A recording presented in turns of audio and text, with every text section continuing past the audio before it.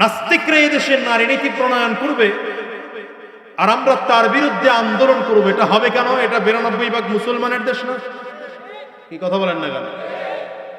এদেশে বেশ্যাবৃত্তিকে বৈধতা চাওয়া হবে, আরে 92% মুসলমানের দেশেরা সাহস করে কি করে?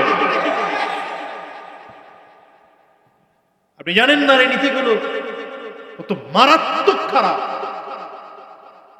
নারী নীতির মধ্যে তারা একটা প্রস্তাব পেশ করেছে, এটা আপনারা তো শুনতেছেন, এই একটা যে পতিতা যারা, পতিতাদেরকে কি করতে হবে?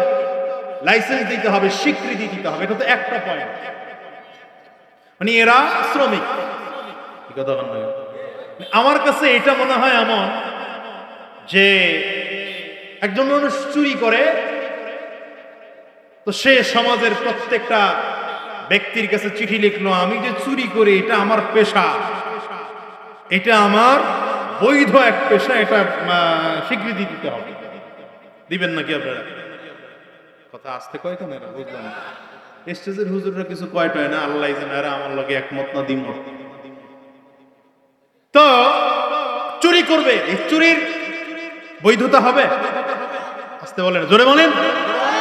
একজন মানুষ ডাকাতি করে, আপনাদের কাছে সে ডাকাতের বৈধতা চায়, আপনি দিবেন?